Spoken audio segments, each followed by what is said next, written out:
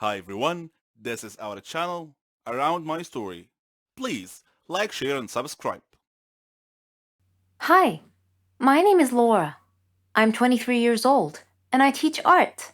I recently got married to the love of my life, Norman. I considered him my friend, my brother, my son, and my husband. We loved to prank each other, even after we got married. For instance, one time I turned off all the lights in the apartment, dressed up as a monster, and scared the living daylights out of him when he came back from the store. Another time, he damaged my car. I put mayonnaise on his toast. I did worry sometimes that our jokes might go too far. I mean, he did get really mad at me once. He stopped talking to me for 2 days, even though I apologized profusely many times. After that, our pranks sort of stopped. I figured our pranking days were over. About a month later, I returned home to find a letter on the floor. I opened it and read it. If you don't pay us 100,000 by Friday, we will kill Norman. I smiled. Norman was pranking me again. When he returned home, I hugged him and showed him his prank letter. He read it carefully, and his brow furrowed. He appeared seriously frightened and swore that this was not part of any prank. He told me that we needed to leave town as soon as possible. I asked him why, and he told me that before he married me, he had stolen a gold statue from a motorcycle gang. I asked him why he couldn't just return it with an apology, and he told me that the statue was worth a lot of money and could make us really wealthy. That night, an armed masked burglar broke into our apartment and confronted us with a gun. He said to Norman, "Hello, Norman, long time no see. You need to choose between the statue or your wife. Choose now." Norman was hesitant.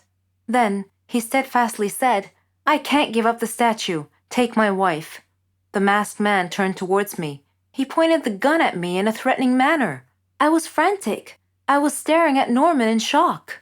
Suddenly, the masked man ripped off his mask. It was Keanu, Norman's brother.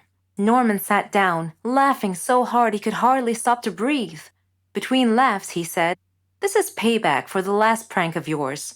I was so mad at him that day, but it's all right. He doesn't know what I have planned for him." Our feelings are always hard to control. We are humans after all. Sometimes we do things we can't explain, just because we feel that way. I had a student named Daniel, a sweet and innocent child. I was prepared to do anything for him, but don't judge me just yet. First, let me tell you my story. My name is Jolene. I'm a 21-year-old math teacher at a primary school. I live with my sister and my mother. My house was next to the school where I work. I love teaching, and I like teaching the students in creative ways. They loved me, and I loved them. Daniel was a special student, though. Our story began at the start of the new year. It was the first day of school. I missed all my students over the summer break. I missed them so much that I stood by the door to welcome them back. Before I started my first lesson, Mr. Smith, the student affairs officer, knocked on the class door, with Daniel hiding behind his back. Mr. Smith greeted the class and asked them to greet Daniel, but Daniel was too shy and didn't move. So I went over to him to take him by the hand, but he pulled his hand away, which embarrassed Mr. Smith. I asked him to greet his classmates, so he went and he stood in front of the class and he said, "Hello, I am Daniel." Then he went and he sat at the very back of the class. He didn't talk much with the other kids. He didn't like to interact with anyone. Daniel always looked sad, and I thought to myself, he's only 8.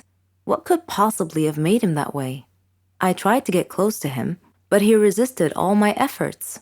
Sometimes he looked like he was hiding some big secret, and later on, I learned what it was. One night, when I was surfing the social media, I came across a horrible news story about a jealous husband killing his wife and another man right in front of his son. The child had been none other than my new student Daniel. Reading that sad story, I started understanding why Daniel was acting that way. I decided to try brightening his life a little. Every day, I would buy a small present and put it on his desk. At first, it had no effect, but slowly he came to love that. During break time, I would sit beside him and we would share food together. I would get him involved in class activities. On his birthday, I arranged a surprise party with his class, his grandmother, and myself. He was so happy that day. After the party, He hugged me and he told me that he loved me. I hugged him tightly. He was not just a student to me. I treated him like he was my own son. He told me that he wanted to call me mother, and that made me so happy. After his grandmother died, he came to live with me. We faced a lot of problems together, but I followed his success in life with pride. Daniel is all grown up now. He's graduating from the Faculty of Engineering. I am so proud of what he has made of himself. It all happened on my last holiday. It was a terrible experience. It was the worst holiday I have ever had. Me and my friend Renee, we decided to go to New Zealand. We were saving money for a very long time to go on this trip. It was our dream to go to the land of the Lord of the Rings.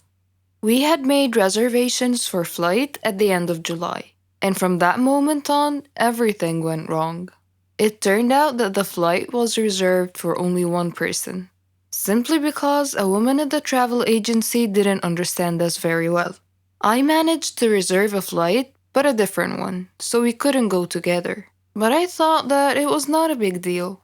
My friend flew a few hours after me. I was going first. When I arrived at the airport, I was very happy because that meant that my holiday has just started and that nothing else could happen. And I was mistaken. When the hour of my flight was coming, I queued up to the custom clearance. My passport was right, and the next thing I had to do was to go through the metal detector. When I was passing through, it started to beep. I was so scared. I was taken aside immediately, and I felt like a thief. It was terrible. The custom officer had taken me to another room and she told me to undress. I tried to explain that I had a belly ring and maybe it was the cause of the beeping, but she didn't want to listen. I had to undress. They took my clothes somewhere else and I was standing alone in the middle of the room. I was shocked and stressed. The woman came back after about 5 minutes, which seemed to be ages for me. She gave me back my clothes, but I was not allowed to put them on. She checked me one more time with a small metal detector, which was obviously beeping in front of my belly ring. Of course, the custom officials went through all of my things, but they didn't find anything. I was late for my flight, so I had to wait for another one. My friend was supposed to meet me at the airport, and it was me who should be waiting for her.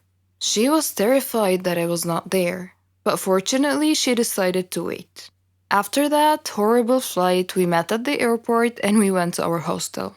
It turned out that we expected something different, but it was not that bad, and we were too tired to look for something else.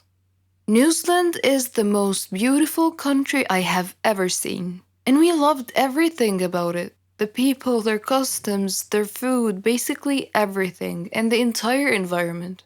We spent 3 weeks there. We had a really good time, but when the time ended, we had to fly back home. I was a little bit scared. This time I decided to remove my belly ring. We came to the airport about 3 hours before the departure time. At the entrance to the airport, we saw an older woman who had a large card with the word written on it with capital letters, Poland.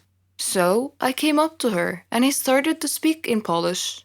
She smiled and we started to chat together. When we were just about to leave, she asked me if I could take a box of chocolates with me and give it to her son in Poland. He was supposed to meet me at the airport because she would phone him. And of course I agreed. And then it started again. At the custom clearance, everything was okay. I came through the metal detector and nothing happened. My passport was alright. I was almost free when the custom officer asked me about the chocolates. I said that it was given to me by the lady at the entrance and that her son is going to take it back at the airport in Poland. The custom officer asked me to open the box. I didn't want to agree as it was not mine, but I had to. It turned out that inside there were not chocolates, but cocaine worth $20,000. I was taken to jail. I spent 2 days there and then everything had been explained. I could come back home and the lady and her son were caught and also taken to jail. I don't have to explain why this was the worst Hello, holiday I'm Sarah. ever. Ever heard of a phobia before? Don't worry, it's not contagious or anything. It just means you're scared of something in particular. Places, people, things. I have a phobia. but I don't like to talk about it, and I definitely don't want to be seen in that state. I was in my second year at college. I had been very busy that semester because we had a lot of assignments, and it was fine. I mean, I liked studying and completing tasks, but I was never a nerd or a geek. No. I like to dress nicely too. I have my own fashion and style. It wasn't easy making friends, though. There were two types of people at my school: smart nerds who couldn't care less how they dress, and complete airheads who dressed nice. I didn't fit in either one of those groups, so I basically kept to myself until one day I got assigned to do a task with a girl and a boy, Jane and Kyle. They didn't look nerdy at all, and I thought to myself, oh great, looks like I'll be doing all the work. But when we started talking about the project, they didn't just sit there or toss ridiculous retorts. All three of us were having an actual conversation about the topic. I was so thrilled. It finally seemed like I belonged somewhere. We became friends and did everything together. We could tell each other anything. Well, not everything. I had one secret from my friends. I never told them I had a phobia. Anyway, a year later, Jane moved to Germany with her parents. She was going to finish college there. So it was just Kyle and I now. All through college, we were the best of friends. We even did our graduation project together. On graduation day, Kyle and I were supposed to go out for dinner,